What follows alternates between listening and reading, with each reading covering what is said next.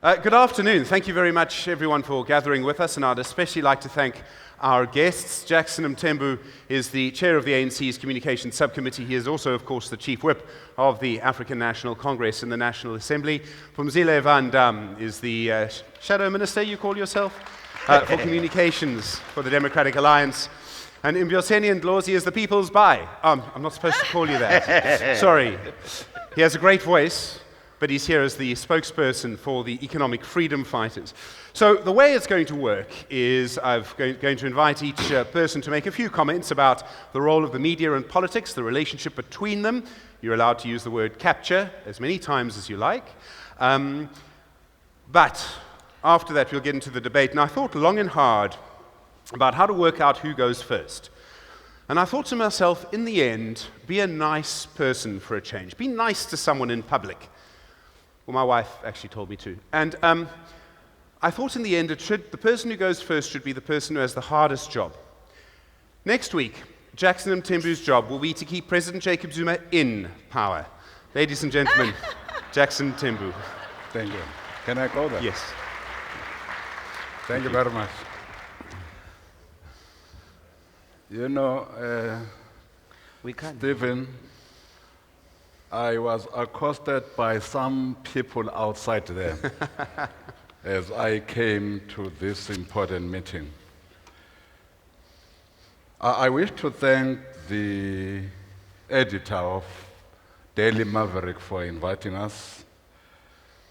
And before we even go to the substance of what we want to say, you know, on Saturday, we woke up to bad news that one of our esteemed veteran members of parliament, Trevor Bonomi, had passed on after a very long illness. He was a veteran and a leader of our United Democratic Movement in the Damme area. And after democracy, became a leader of our government in that area before joining the legislature and parliament. It is so unfortunate and so painful that before we lay him to rest this coming Saturday, yesterday another member, whilst on a parliamentary oversight visit with his fellow colleagues around Paarl, got involved in an accident and lost his life on the spot. Comrade Timothy Khoza was an ANC activist in Mpumalanga. Both him and Comrade Trevor Bonomi were trusted ANC activists and MPs who spent all their lives in pursuit of a South Africa united in its diversity, free of any human rights abuses, a South Africa that is non-racial, non-sexist, democratic, and a South Africa that will ensure prosperity for all its citizens. We take this platform to express our collective pain on the passing of these wonderful revolutionaries, and also take this opportunity to convey our sincere condolences to their families. In making a contribution in this gathering, I would like to start by asking a question. Is the South African media sharing our vision as a country of a South Africa that is united, non-racial, non-sexist, democratic, and prosperous? Secondly, has the South African media defined its role in relation to this vision that our Constitution enjoins all of us to pursue? Equally important is whether within the South African media fraternity has there been enough and bold change of ownership and broad transformation to enable it to be a trusted ally in our long march to this South Africa of our dreams. I'm asking all these questions having in mind the ANC's submission on media to the Truth and Reconciliation Commission 20 years ago. In fact, it will be 20 years ago, probably on the 30th of September, this coming month. The ANC media submissions concluded and have since not been rebutted, but was further confirmed by the August Printing and Publishing Company submission to the Commission that under apartheid, the South African media, both print and broadcast, served to entrench the ruling apartheid white minority regime. The submission also attested that the white-only ownership patterns of the media then allowed the South African media to be complicit in the acts of the apartheid regime to oppress, exploit, and discriminate the black majority in our country. As you would know, the submission continued to make the point that the SABC and Afrikaans press in particular served as a mouthpiece of the apartheid state and also served as an instrument of subjugation and misinformation. The ANC submission concluded by saying that, I open quotes, "We believe large sections of the media failed in their obligation to fully inform their readers, viewers, and listeners. They failed in their obligation to provide balance and context. They failed to commit resources to fully uncovering what was happening in their country. They failed to fully explain the horrors of apartheid. They failed to break through the barriers of ignorance and misunderstanding, which formed a cornerstone of apartheid. They failed to tell the truth." Perhaps we should also at this stage indicate that the South African mass media also refused to participate in the TRC processes, except, as we have said, the Argus group. They failed to come and explain their role under apartheid and what their roles will be in a democratic South Africa. It is in this refusal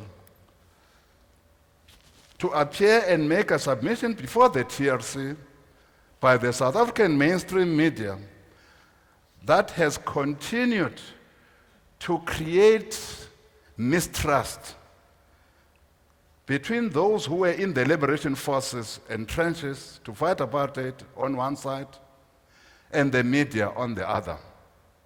It is this suspicion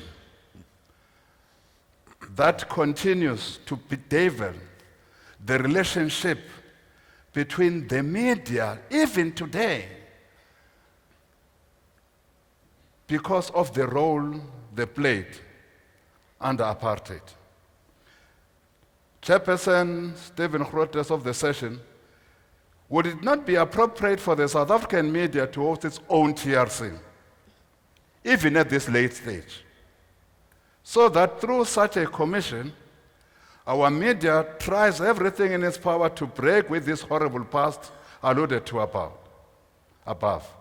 Secondly, probably the outcome of the South African media TRC, by the way, I've also seen and read that Daily Maverick has also proposed that maybe we need another TRC on state capture. We believe that such a media TRC outcome will engender trust between the South African media and the general South African populace, especially those who were on the receiving end of the apartheid system. It is my humble view that the South African media deserves to apologize to the black majority of South Africa for its role in the pain that visited them under apartheid, for the pain, destruction of their lives, imprisonment, forced exile, and all forms of exploitation that became the order of the day under apartheid, as we all know, including death by the apartheid hit squads that was never reported upon. Chairperson, it is primarily on account of this past and acknowledgement of the atrocities that happened in this past on the side of the mass media that the South African media can honestly and without any form of contradiction commit itself and find its own role in our democratic South Africa, but also be a true ally in pursuit of a South Africa of our dreams. That is where then the ANC called for a parliamentary inquiry into the media accountability mechanisms comes in. We fully believe that the power and the influence that the media has in all sectors of South African society and in all corners of our lives necessitates that the media not be its own judge and jury. The past that all of us come from and the role of our media in that past makes it almost impossible for anybody in South Africa to believe that the media can have the moral and political authority to self-regulate. We again, with all sincerity, not informed by a desire of a government regulating the media space, not informed by a desire to censor the media. We are totally against any censorship of our media. Not informed by a desire to tell the media what to publish and what not to publish. Not informed by a desire to sweep any corruption in our government under the carpet. Not informed by a desire for sunshine reporting, but only informed by an independent mechanism to hold the media accountable to its own code of ethics. The withdrawal of the print media, indeed, to contribute to media diversity, is another matter that we have raised. Because if indeed the media was so committed to this South Africa that all of us want to build, we believe the media will not have withdrawn from contributions that they were supposed to make towards media transformation. As we call for the independent media accountability, we also salute men and women who also played their part in the alternative media in South Africa to expose the abuses of apartheid and fight for true media freedom and all other freedoms when it was not fashionable to do so. We salute the New Nation, Vrye Weekblad, SASPO Speak, and many other alternative publications who also suffered together with us for standing against the apartheid system. This freedom would not have been possible without their valuable contribution too. In our modern-day democratic media environment, we want to salute a very brave and courageous young woman, Suna Venter, of the transformed SABC, who together with other South African SABC journalists on their fight and the attempts that they fought for the reversal of our hard-won media freedoms in the SABC. We know they were subjected to untold levels of abuse, intimidation, and threats. Notwithstanding all this, these journalists stood firm and unflinching in their cause of protecting our media freedoms. We know that Suna Venter, because of the level of harassment, intimidation, and abuse that she was subjected to, she ended up with a heart condition that led to her losing her life. We want to assure her family that her death was not in vain, because none of us would allow our media freedom to be reversed. It is in this spirit that we join all peace-loving South Africans who have stood firm and condemned the intimidation and abuse and threats to other journalists like Peter Bruce.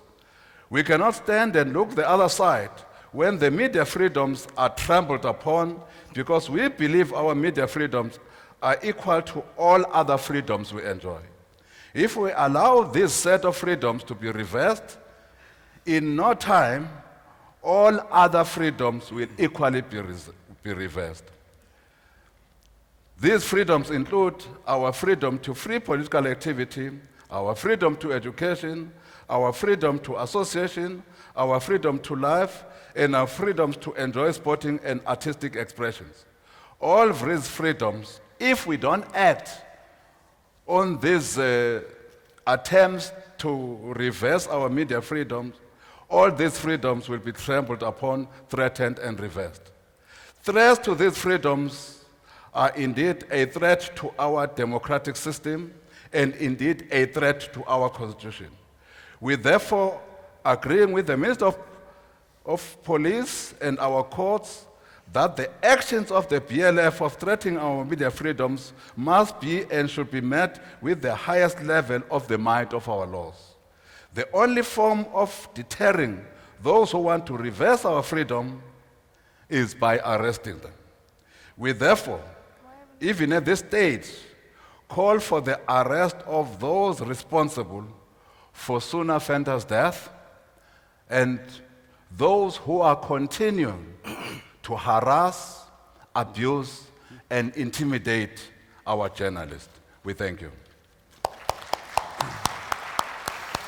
Thank you, Jackson. Thank you. So, on my sliding scale of people who have difficult jobs, we have Jackson and Mthembu, and then we have the people who have to try and get the ANC out of power. Phumzile van Damme. Thank you.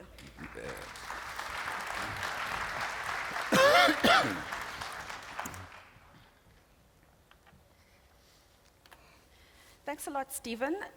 Like the Chief Whip of the ANC, I'd like to thank Branko and team for inviting us here. I think the gathering has become a premier platform for engagement with political parties, with the media, with civil society. I find that in South Africa, we often talk past each other. We don't ever take time to truly listen to what each side is saying. So I'm really grateful to be here today, not only to talk, but also to listen to the suggestions from civil society and the media. I want to speak briefly about the DA's views on the media, where we think the problems are, what we think some of the solutions could be. Our views on the media is that we're very much in support of the work that the media does. You do great jobs in holding government accountable. You hold us as a Democratic Alliance accountable, not only in the municipalities and the province where we govern, but also as a political party. We don't have the luxury, for example, of coming up with outlandish and lavish policy proposals. You subject that to thorough intellectual rigor, and we're really grateful for the role that you do in doing that. That being said, I do feel, for example, that the EFF gets to get away with murder. I feel the media has a bit of an infatuation. They get to say a lot of outlandish things that are not subjected to proper intellectual rigor by the media. As an example, there was an article in the Sunday Times about the EFF going to win 50% in 2019. Where does that come from? That was not subjected to proper intellectual rigor. So would really love to see the media subjecting all political parties to the same scrutiny. We're not saying don't scrutinize us, continue scrutinizing us, keep us on our toes, but please do it equally to all political parties. I think we also have a great working relationship with the media. We don't always agree, which is great. I think it's good for us to engage. I don't think there are any sacred cows, and it's important for us to say when we disagree with the media and express those opinions when we do disagree with the media. In terms of regulation of the media, we are a party that's in full support of self-regulation of the media. We believe that peer review is the best way for the media to keep itself accountable. We certainly do not support a position where politicians are the people that are holding you accountable. So we're therefore not in support at all of a media appeals tribunal as is contained in ANC policy documents. It's been in those policy documents for many years and never been actioned. I feel the ANC probably uses it as a great big stick to say to the media, if you do not do what we do, we will introduce a media appeals tribunal. So I would have liked to hear the Chief Whip of the ANC let us know once and for all whether a media appeals tribunal will be introduced via legislation in Parliament. And just to say that if it does, we will make sure that we fight it tooth and nail. We believe self-regulation is the best way for the media to hold itself accountable. But in order for self-regulation to succeed, I believe there are a number of threats that need to be dealt with. A big threat is, of course, the declining revenue that a lot of print media, for example, is experiencing. We see that there could be a danger in those publications trying to find innovative sources of funding and perhaps approaching people who will then seek to influence the editorial policy of those publications. We would like to see the media engaged in itself in a discussion about finding innovative ways to find funding without relying on people who will try and influence the editorial policies. And I also don't think that seeking funding from the state for the media is a good idea, because we believe that could result in government influencing editorial policy of those publications. I think fake news is also a really, really big threat. And we see sometimes that the media amplifies fake news stories instead of, not giving those stories airtime. As an example, there was a story about Makosi Khoza working with the Democratic Alliance and that she was mentoring me, and that story was quite clearly fake news. I mean, Makosi Khoza, I've served with her on 2 committees in Parliament. She's very much an ANC supporter. We used to have heated debates about that. But that story then found itself in the Sunday Independent, for example, where it was positioned as a real news story. So we'd really like to see the media not giving amplification to fake news. I think all in all, I think South Africa's media is doing a great job. You're holding us accountable.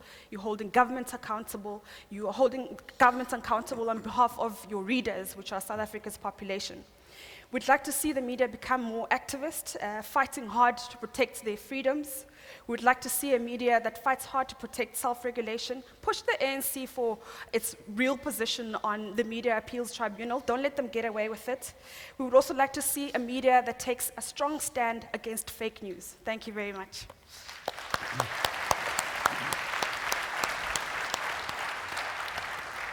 I think we can safely say the first shots have been fired. Such a South African thing to do. Lash, lash, lash. She's trying to calm me down. Mbuyiseni and Ndlozi. Thank you.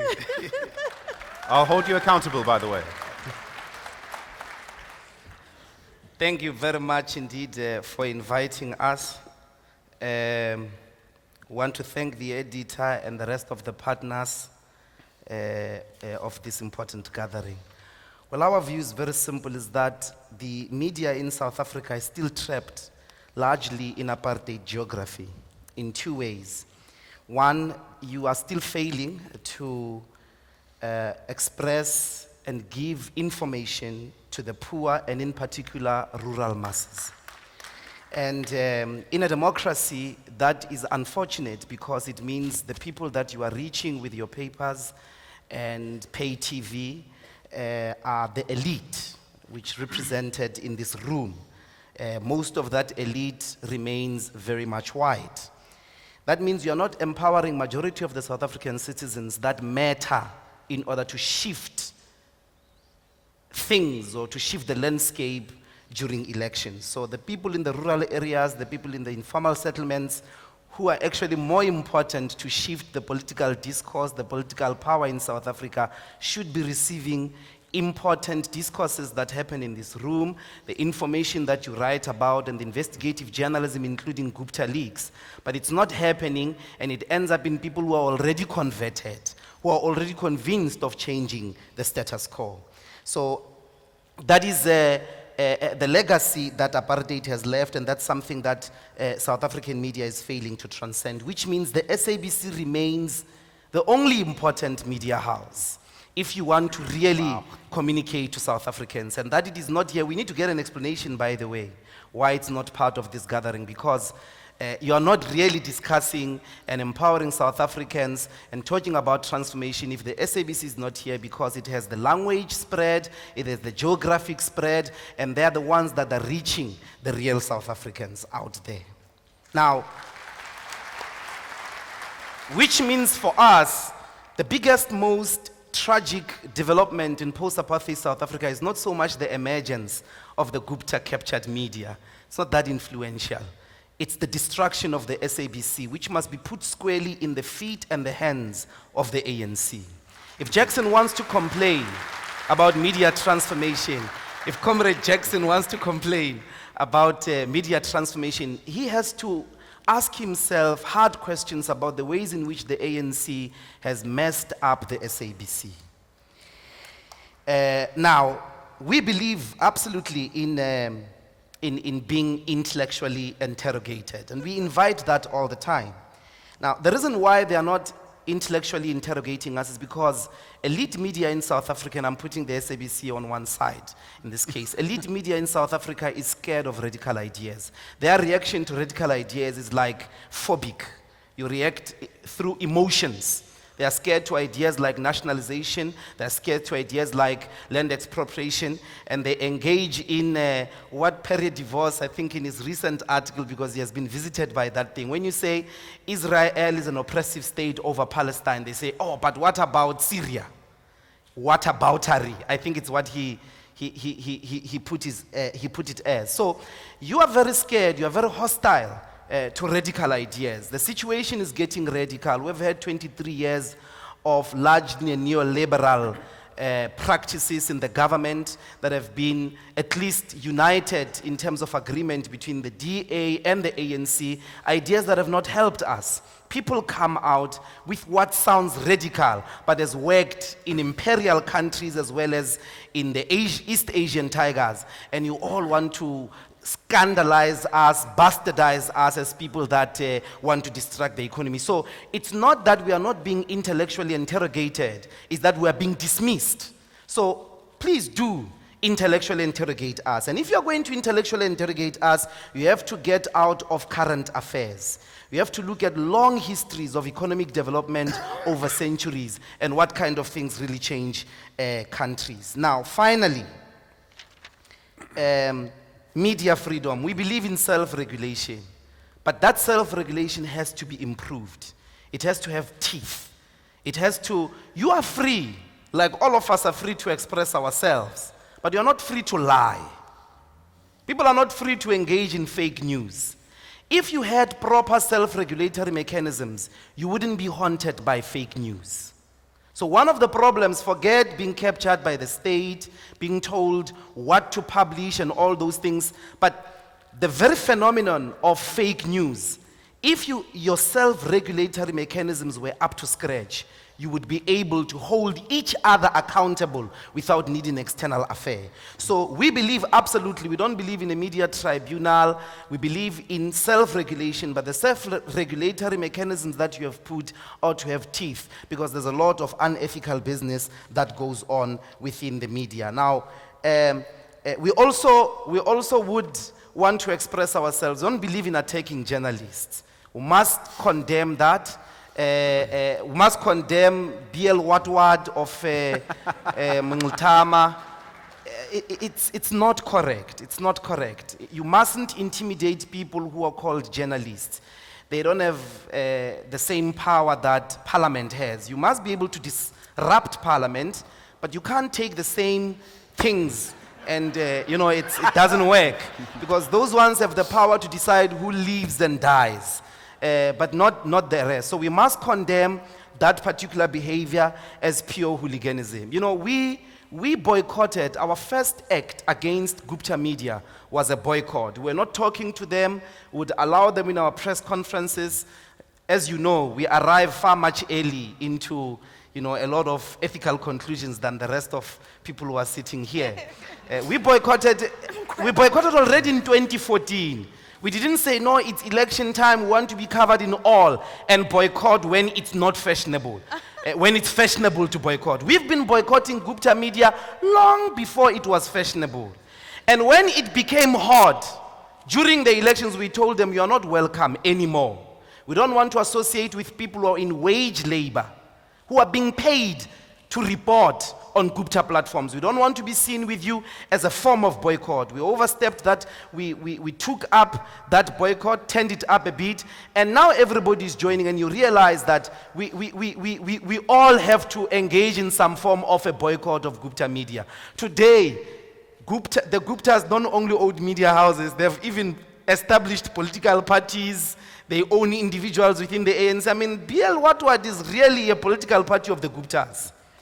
And today they are being stopped from entering a Daily Maverick event, doing exactly the things that we were doing in our press conferences. So the ethics there have to be appreciated, because you are not just journalists, you are paid to be journalists. And there is an ethical obligation to that pay. If you want to rise above, you have to disengage in false media houses that are just masquerading like the citizen was under apartheid. So the best call that should come out of this house, of this gathering, is to pull all the journalists from ANN7, from the New Age. If we believe truly in media freedom, don't associate with Gupta Media. Thank you very much.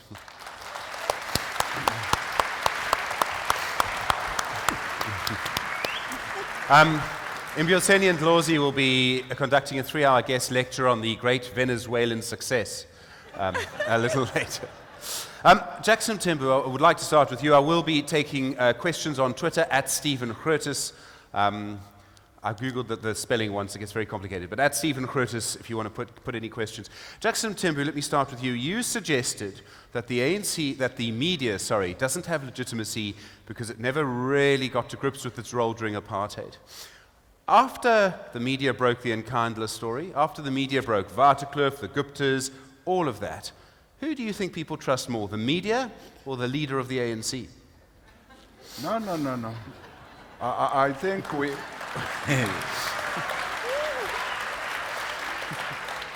I'm saying the media should indeed acknowledge its role under apartheid and come clean.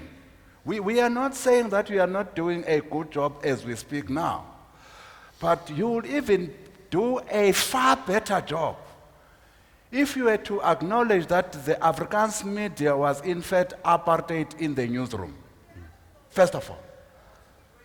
Secondly, if you were to acknowledge that you never did anything, and perhaps you can even tell us that since you did not do anything under these terrible conditions, under this terrible past, in fact, the English media even engaged in self-censorship and some form of agreement with the apartheid state.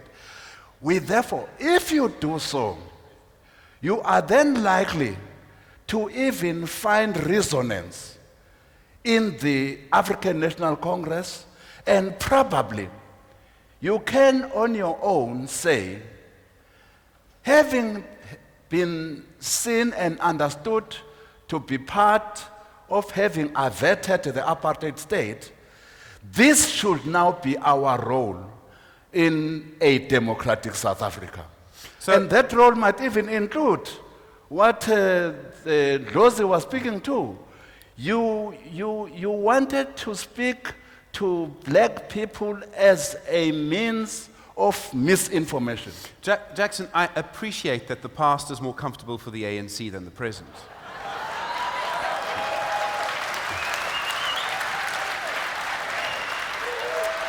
But I do think there's a legitimacy issue. Bluntly, if the ANC was still being led by someone of the caliber of Nelson Mandela, I don't think we would be so nervous of regulation.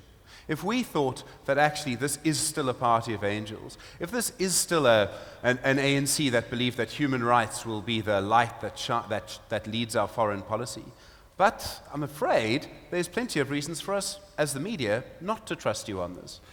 But again, we have not even said what should be the form and content of independent media regulation.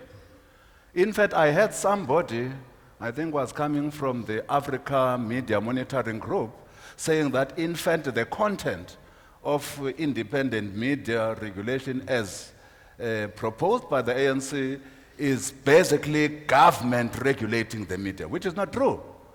All we have said in relation to this area of work is, can we all subject ourselves to a parliamentary inquiry, both indeed if Joe is so convinced that we as media, you have the moral authority to self-regulate after what you have done in our country, by all means, come and bring that before Parliament.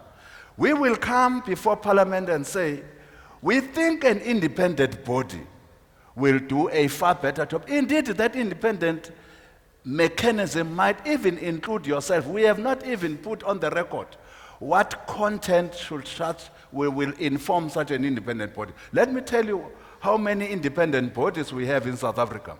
One of the independent bodies we have, which we might even think of in relation to media regulation, is our Independent Electoral Commission. That's one. One independent body we have that was done wonderful work is the Public Protector.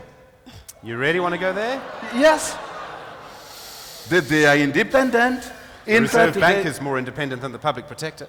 Definitely, nobody has questioned the independence of the public protector. All we are saying as the African National Congress is that can we then subject this matter of the accountability of the media to Parliament, and we will come with our view on independent media regulation, and indeed you as media might even come and continue to propose the question of the media regulated by yourself as a self-regulator. Phumzile, I want to move on to you. You used this phrase during your presentation that the DA has a very good working relationship with the media. And I could just see Jackson Mthembu putting that in a press release during the elections. The DA says, the point is that it would be a criticism of the media. I mean, we're all aware, people who work in newsrooms, of the DA's Sunday afternoon press release. I mean, please, just stop it. But what I want to ask is it harder or easier to try and get media influence than it used to be? I think the DA has set up a very good media operation. We have 100 public representatives in Parliament, for example, who are attached to different portfolios. So we make sure that we communicate on all different areas of government. We're not only focused on corruption, we make sure that we communicate quite widely. The reason I said we have a good relationship with the media is because we make sure that we maintain those relationships. We treat the media with respect. Maybe we could, I take the criticism, we could tone down the number of statements that we release, especially on a Sunday, but we're working on that. So we're making sure that we don't over-communicate. I can hear clapping in the crowd. Yeah, we'll make sure that we don't communicate as, over-communicate as we've done in the past. But the point really is just to make sure that we communicate on all areas affecting South Africans. When we look at one of the big shifts that's changed is Twitter. And Mbuyiseni and Ndlozi, I do want to put this to you, that you look at Twitter, you look at politics, you look at journalism, and what happens is that media loses its mediating role. It doesn't get to decide anymore what questions are asked, okay? And the end result of this, I think we'll all have to agree, is Donald Trump. Is Twitter in South Africa? must fall. Yes, they haven't. But the point I wanted to make is, do you think that Twitter is having a big role in South African politics now when you have a personality like Julius Malema? Look, in terms of numbers, we have to be, we're still having a very qualitatively small debate. Quantitatively, it's still trapped in the urban area. That's a big worry. I'm told that the listenership of community radio stations is nearing 10 million now. But the technologies that they use are still unable to break into the social media space. They are not invited here to come and plug into real ideas about how to improve themselves. So you place a lot of emphasis. If we are mobilizing and organizing in Cape Town for the shutdown on the 8th, which, by the way, Cape Town must come to a standstill. That's if Balega gives us the secret ballot. It must come to a standstill because we need to take out Zuma. Then Twitter is important, or the entire social media spectacle. But if you are in Marikana, it's not. If you want to reach the rank and file in Marikana, in rural KwaZulu-Natal, like in Ngutu, the election in Ngutu, I was talking to one of the guys here. He says, no, but that divide means the people in the rural areas might never be able to change in terms of their vote.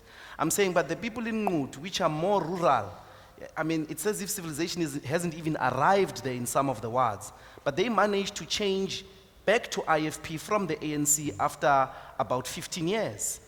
And that is not interrogated. You don't know how that happened because you didn't have a presence there. So in the end, for a democracy, what we need to discuss is how we spread these empowering conversations and information outside. And of course, finally, maybe if Twitter should matter that much, you're going to have to take data costs down. It is surely true, and Mbuyiseni, you will have to concede that you pretty much get a free ride from the media. And the reason you get a free ride from the urban media is because people in urban areas don't like President Jacob Zuma. And the moment he's gone, your support will vanish. That's not true. We didn't get free media right just 3 days ago.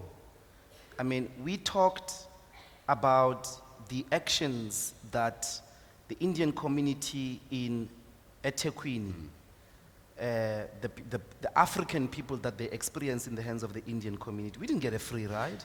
Everybody came out with a headline that we are being anti-Indian, when we are pointing out the exploitation in domestic spaces as well as in the shops, where our people, African people, are being paid through food. They are not being paid proper wages. They're working under difficult conditions.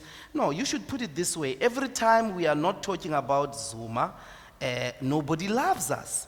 You only love us when we say Zuma must fall. That's the only time. Otherwise, all other discourses we are engaged in, when we say land expropriation without compensation, when we occupy the land, you don't love us. So it's not true that we get a free media right. The only time you give us a free media right, I mean, even Comrade Jackson got free media right the other time before Pravin was taken out. He was getting a free media right because he was saying, I'm going to oppose the charges against Pravin. You cannot use state institute. You all gave him a sweetheart coverage. So it's not our bias, it's not our problem, it is your own prejudices. So you've just conceded that. So within that, you've pretty much conceded that if Zuma is no longer the leader of the ANC, your share of the support will go down. Not support. I don't quite need you, Stephen. I mean, I just explained the people I need. It doesn't matter. They've tried to destroy the commander-in-chief in many and different ways. The corroboration of SARS and the media, of corruption charges in the media. What matters, and that's what you should understand, what matters on the day of the ballot, it's precisely that our ballot in South Africa remains secret. When general elections are there, the people in the rural areas, the people in the townships are the ones that matter. Their perception, the information reaching to them, that's what matters to us. Those are the people we need to change if we are going to increase numbers in 2019. Yourselves, you have to be much more self-interrogatory. You have to be much more honest about your own prejudices, about your own fears. You are afraid of land occupations. Land occupations have been part of how black people get land in the urban scenes forever. But if I say to you today that Soweto was gotten through land occupation, which you celebrate, that is how a new settlement somewhere in Cape Town is going to be established. No, the EFF is unconstitutional, is fascist, and so on and so forth. Those are the prejudices that you suffer, not ourselves. I do want to stick to Twitter, Phumzile van Damme, because for most people, you know exactly where I'm going, right? For most people, access to Twitter is a great thing. It hasn't worked out so well for your party, has it? It's actually worked out great for our party. It means Wow. that it means that the public has greater access to public representatives. You know, they can directly tweet service delivery queries at their councillors. They can pose questions to politicians. I think it's been great for us. There have been problems here and there, but we've sorted those out. You've sorted those out. Categorically, they're sorted out. We've moved on. I don't recall you allowing the ANC to move on from the Guptas. Oh, no, they don't do that. Okay, I do want to talk about the SABC because it really is important. Yeah. Jackson Mthembu, you've pledged, and what it really boils down to, and I do want to put you a little bit on the spot here, my analysis of it would be that I think it's non-controversial to say that one of the reasons that the media in South Africa is the way that it is because the SABC, which is by far the dominant player, is the way that it is. So, in a way, the most important thing that's going to happen in this country ahead of the 2019 elections is the appointment of a proper SABC board. Neutral, or at least balanced, fair, objective as far as humanly possible. Are you going to make sure that that happens? Because your party will be in the driving seat for that process. Well, before we even come to that process, let's deal with the process that we engaged in now.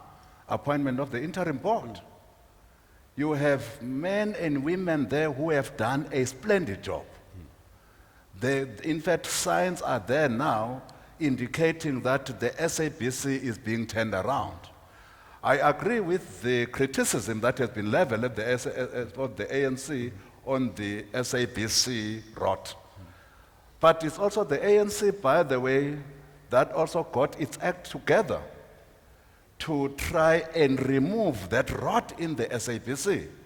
We brought in a good interim board, but we have also said, we as the African National Congress, we must remove some people there that were toxic to the life of the SABC.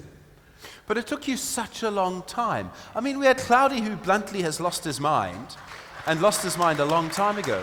It took forever. You had to wait for the SACP to do it because it was part of a much bigger internal battle with President Jacob Zuma. I mean, it was, if you hadn't been able to mass the forces there, and we'll still see how that ends, but it's really all about that.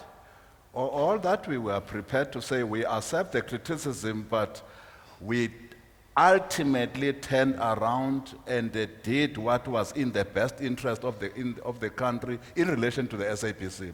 And the SABC is being turned around.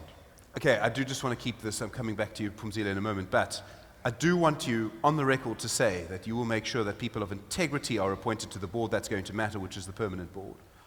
But that's what we have been saying as the movement, that if you cannot have the SABC being turned around by people who have no expertise, by people who have no sense what public broadcasting is, but also at the executive levels. We need the best people that we can get. And you'll appoint them? We are quite confident that the board, we don't appoint, by the way, the Luthuli House doesn't appoint any people in the SABC. But we will appoint, we believe that the minister that is there now, Ayanda Ndlozi, working together with the board, the interim board, and working together with any other board that is equal to the task. And indeed, as ANC, we will not appoint through the process of parliament to the board of the SABC any people who are not equal to the task that we are putting on record. I think that's as good as I'm going to get. Phumzile, I know you're about to burst. Go. Yes. Since the topic is about giving free rides, I don't want to give the chief whip of the ANC a free ride on the SABC and claim that it's because of their work that the SABC has been fixed. Since 2009, there have been serious problems at the SABC. My colleagues before me on the Communications Portfolio Committee, Marion Shin and Gavin Davis, worked really hard to try and get the ANC on board about fixing the SABC. They refused. They protected Faith Mutambi. They protected all the boards who were not doing their jobs. It was only when the issue with the SABC 8 became a public issue. It was only when we as a Democratic Alliance pushed for an SABC inquiry, one which the chief whip initially said no to. Okay, that's enough claiming credit. No, I'm getting to my points. So I'm saying that the work that's being done at the SABC is not because of any specific political party. The SABC inquiry was a great platform where I think for the first time in democratic South Africa where political parties work together to try and fix a problem. So I don't think it should be something that's... Who was the chair of the committee again? Vincent Who Smith. are the members of the committee again? Vincent Smith. I do want to talk, so I was going through the, I believe the joke runs like this, I was going through the draft email folder of the Guptas this morning, and I wasn't able to find their reply to our invitation, unfortunately. We had sent them some tickets and they gave them to some friends and there was some drama at the... But I do want to talk about ANN7. I don't watch ANN7 because when I was young, my mom told me that heroin was bad for me, and so I know that it's bad for me, and I don't need to try it. Jackson, do you think that the New Age and ANN7 are having any impact on our national discourse whatsoever? Are they changing the way that politics is covered? Well, I don't want an ANN7 either. So I will not make any comment, any valuable comment. Do you do interviews with them if they ask? Do they do interviews with you if they ask? Well, definitely. The one thing that we will not do as ANC is to refuse to do interviews with anybody because we respect you as media houses. But indeed, we might have our own views about some media houses. That's why at a personal level, there are some television stations that I don't watch. One of the comments when we had the business panel with Bruce Whitfield earlier, and one of the things that was going through my head was how, for business people who need to make decisions about a country, whether to invest money, whether to start this project now or give it 6 months or something, they need. Stephen, why don't you push that? Because if you give them an interview, why not watch them? If you do speak to them, if you give me content, why not watch? Why is the Chief Whip of Parliament of the ANC not watching?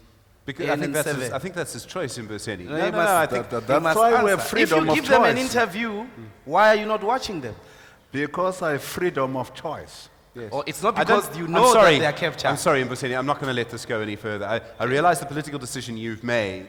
I do think that if the ANC were to refuse to speak to any media organization, the rest of us media organizations maybe not rise quite so quickly in this case, but would probably in solidarity come out.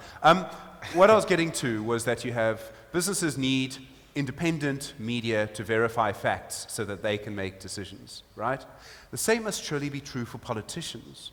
So I want to go to what the landscape would look like if we did not have an independent media. And I don't want this to be dragged back to the SABC necessarily, but Mbuyiseni, for you, as a politician operating in South Africa, what would South Africa be like without a well-funded, well-resourced, independent media that can produce verified facts to the public?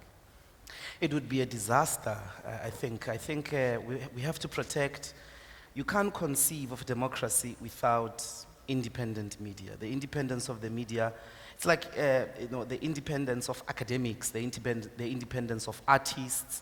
You need that because democracy is discourse, is diversity of ideas, at the center of which is accountability. So you would lose accountability by a mile. Many people like saying we only have the judiciary left intact, which is also, slowly crumbling down. I think you also have, after Amabungani shame and the Gupta leaks, I think you can start including the media there, that they are also beginning to rise above and question the status quo and do real investigative, independent journalism. But you have to be fair in how you go about it. You have to be fair in using that freedom of independence. Capital is not interrogated in South Africa. Capital gets away with a lot of crime. Capital gets away with a lot of unethical conduct. And I don't remember, the Business Day on Monday or so writes a piece that now Parliament is going to be looking at illicit financial flows. Nowhere in the piece do they acknowledge the EFF. I mean, as the people who went to Parliament to convince the previous Minister of Finance that you ought to look at illicit financial flows. But we shouldn't have been the first ones to do that. If there was independent media that was investigative enough and that was fair in interrogating everyone, you would have known of illicit financial flows, price fixing, and tax avoidance that multinational corporations engage in to drain our tax base, not only in South Africa, but the rest of the continent. It's one of the biggest examples why you actually need independent media from capital. Not just from the state, but from capital as well. I am going to give the other two panelists a chance to answer the same question because I think it's important just to see if we all agree on at least one thing. If anyone's got any questions, if you might want to stick your hand up, I think there are microphones. So just in the meantime, if anyone's got any questions for the panel, please stick your hand up. Phumzile, South Africa without independent media, disaster? Absolute disaster. As I've said in my opening remarks, we are very grateful for the work that the media does in holding government accountable and holding us accountable. What we'd like to see the media do is take a stand against organizations such as, good media take a stand against organizations such as ANN7 and the New Age. We'd really like to, because it just takes one apple to ruin the whole barrel. So we'd really like to see the media also saying that what ANN7 is doing and what the New Age is doing is wrong. It's difficult for the media to do that because you don't want to judge a competitor. I mean, if you judge a competitor, the response would be, oh, but Stephen is, WMC. I mean, that would be the response. Well, I think I even use the phrase media very loosely when referring to Gupta media because essentially what they are is channels for money laundering, for state money. I mean, 20 million rand from the SABC went to ANN7. That situation is wrong. And I believe it's up to you as the media to also point out when people in the media are doing things that are not right. Jackson Mthembu, South Africa without independent media. Zimbabwe? We will not have had the sections in the constitution that Joe Tlulu spoke to if we do not believe in the efficacy of an independent media. We will not have. By the way, maybe people forget that we played a major and important role as ANC in the crafting and passing of that constitution. Therefore, from where we are seated, and that's why we are condemning all these activities of this so-called BLF, and any other person who would like to reverse all the media freedom gains that we have been able to gather over years. But again, like we have said, by the way, we should not divorce the media freedoms we have from other freedoms that we enjoy in our country. Because as we are saying in our statement, if as a democracy, and I agree with my colleagues, if as a democracy we were to allow one set of freedoms, in this instance, media freedoms, to be trampled upon, to be threatened, to be reversed, I can tell you with my eyes closed, you know, I have a Secretary General who likes to say that, the next set of freedoms will be your political freedoms. Your freedoms of association. They will also be trampled upon, they will be threatened, and the next set of freedoms will be all your freedoms and your democracy. Your very same constitution will be under threat. So I do not see media freedoms outside of all the other freedoms that we enjoy as a country and outside our democracy. We are for our freedoms. Now, people maybe at times misinterpret when we talk about media accountability. They think that in our mind, we would like to encroach into media freedoms. None at all. We are saying media, like government must be held accountable. All of us must be held accountable. But also media. Let's examine the mechanism of holding the fourth estate accountable, taking into account our past. You know, we come from a particular past in this country. Taking it, now you can laugh. I'm not laughing. You can No, laugh I'm not because laughing. I can assure you, if we don't, all of us, appreciate the past that we come from and our role, and our role in this past, so that this interrogation, and this is what you failed to do, unfortunately, as media.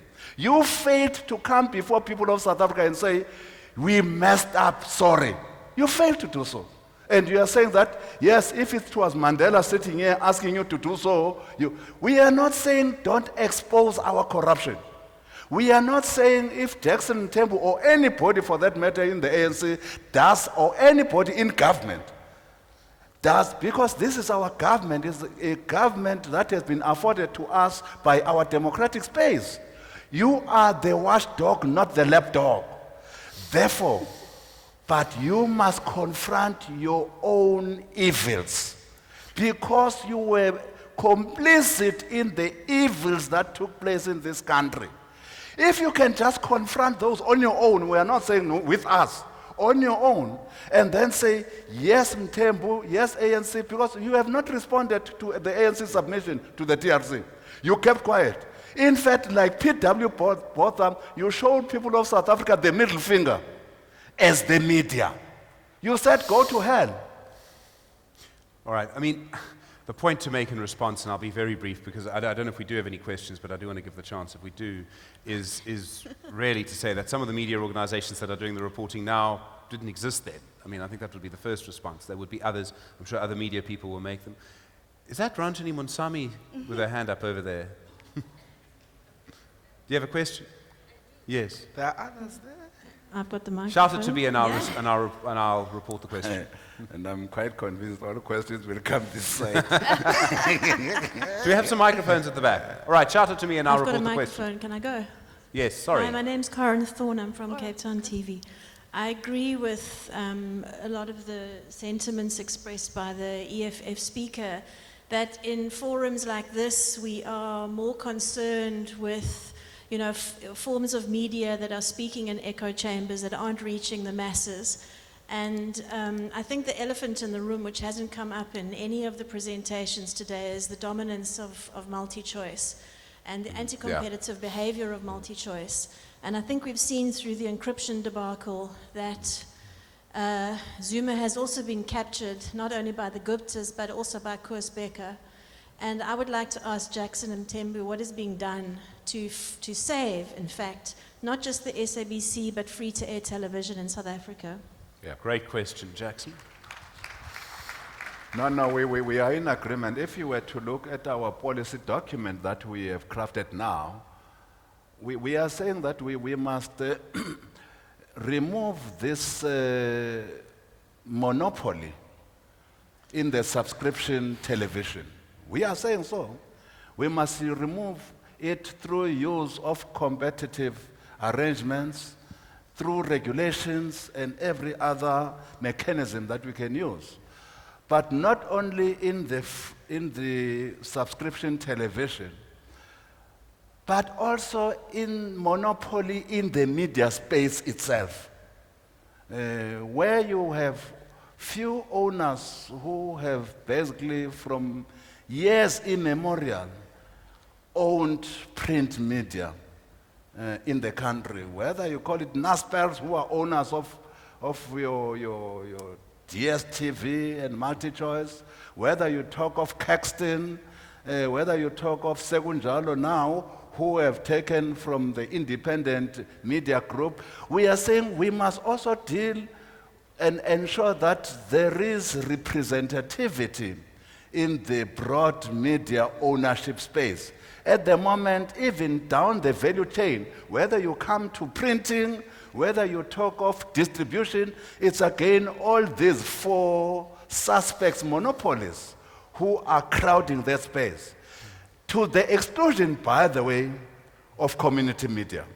And I've just talked of community media, that we thought that these commercial media monopolies will also contribute meaningfully for their own future to the diversification of our media space, but they pull out. You know that they pulled out. They are no longer contributing the 1% that was supposed to be contributed from their profits to the media diversity in South Africa.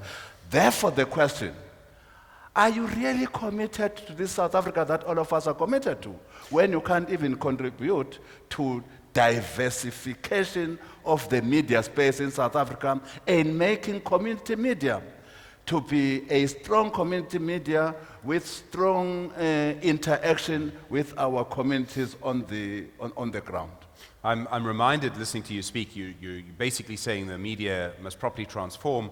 I think it was Malusi Gigaba, he says controversially, that said that transformation of the economy can't happen without growth. And I can immediately imagine media people saying, we'll happily contribute to transformation, but we're not growing, we're actually shrinking.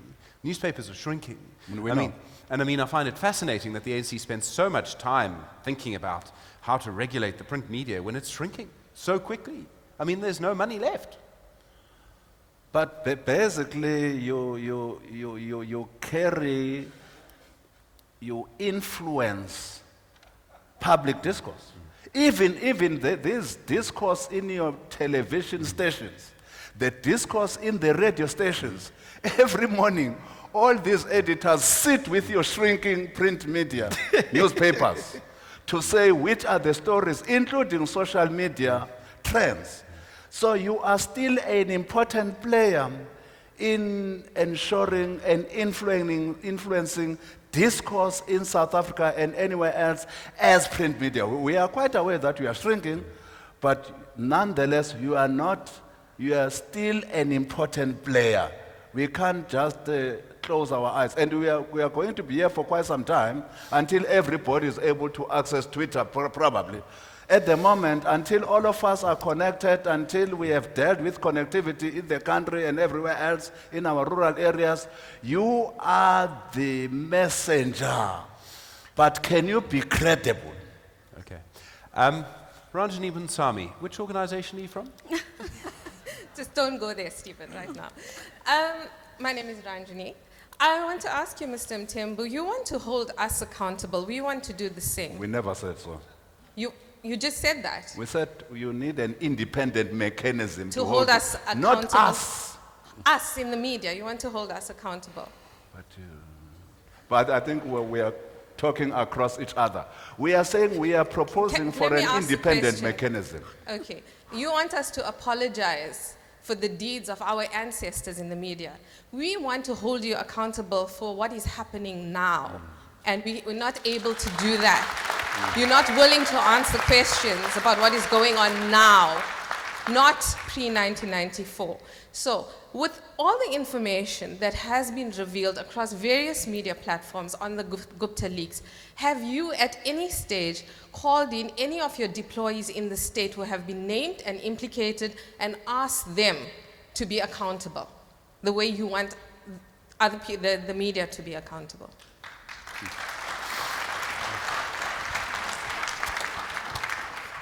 We don't take 3 questions at a time at this press conference, I'm afraid.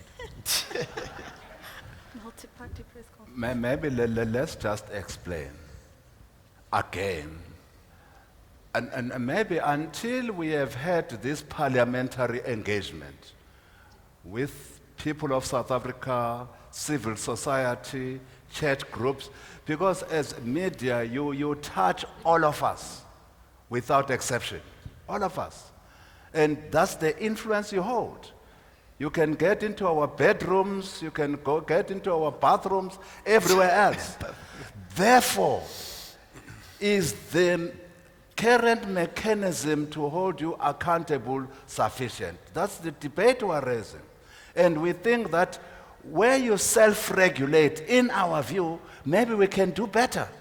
In fact, it's you, by the way, who agreed with us, and you even established your own investigation under Chief Justice Langa, because you agreed that there is something terribly wrong with self-regulation. You said so yourself. We are saying, Babu Joe, perhaps we can still do even better. Even better. Can we take this discourse to Parliament? This is your Parliament, not your regulation. A discourse on which mechanism will be better placed to hold print media accountable. That's all. That's all. Can we take the matter, therefore, a discourse in Parliament? It's your Parliament. These are your own elected representatives. Whatever views, you can bring them there. On the other issue that you have raised, I'll go and ask Gwede Mantashe whether any of those, and it will be only appropriate, that any of the members of the ANC, whether at executive level who have been mentioned in the leaks, are called to account by their organization. At this point in time, I'm not privy to these details. But indeed, when I become aware and privy to people having been called, because it's only logical that people can be called when there are all these things around their names. But I will ask Gwede Mantashe, my Secretary General, and I think he will be able also to respond to you. We'll Can hold I our ask breath. a follow-up Phumzile, question? yes. A follow-up question to the Chief Whip. As the Chief Whip of Parliament, you're in charge of discipline in your caucus. You issued 2 statements, one about Makosi Khoza, one about Mondli Kungubele. But Have you, as the Chief Whip of Parliament, spoken to any of your members of your caucus who have been mentioned in the Gupta emails?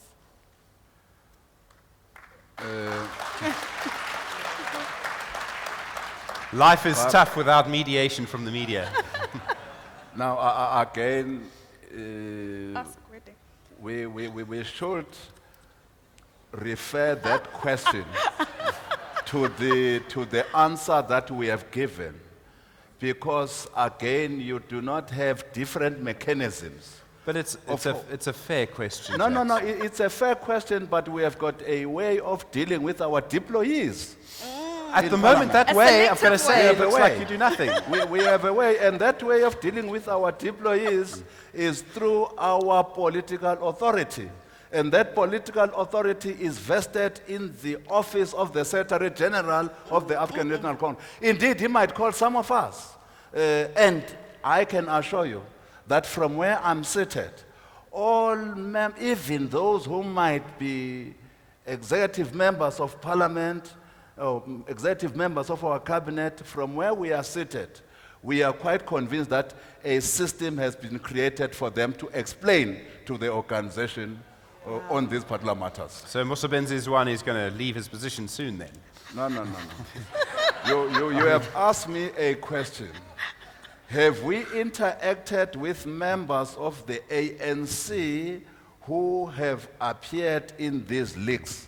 I have said to you, logically we should, and some of them are part of those that are in caucus, and a leadership structure of the ANC is the National Executive Committee, and the organ, the engine of that NEC is our Secretary General. They therefore have to respond to the Secretary So you're General. saying your I role think is it's Hold on, one at a time. Mbuyiseni. I think it's a very bad answer. I think it's a bad answer because we have a body that you say the accountability mechanism of the media must be referred to. When we talk about that, you don't say the ANC, you say Parliament. Then you sell it to her, you say, no, Parliament is your representatives.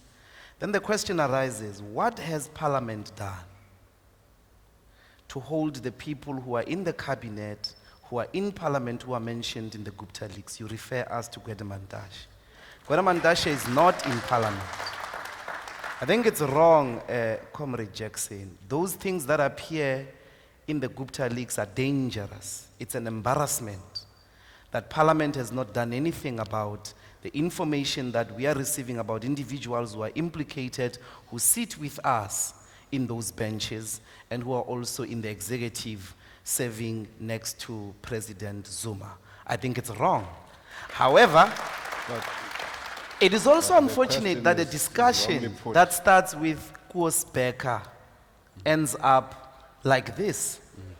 That what are we doing about the monopoly and the domination of pay TV by MultiChoice? I mean, it means they can sit somewhere on their own and just decide what kinds of things we will watch, what kind of discourse will take place, and so on and so forth. It's very irresponsible that 23 years down the line, and numbers are shifting from the public broadcaster to pay TV, and pay TV is a monopoly, you know, and it's white monopoly. There, I think President Begi will agree as well, that one is white monopoly capitalism. So it's unfortunate. We must speak hard against that. There has to be a direct breaking of ownership in that space to allow diversification of ownership for the sake of the independence of the media itself. If it's one individual, I think that it's undemocratic. All right, thank you. Can I just clarify the...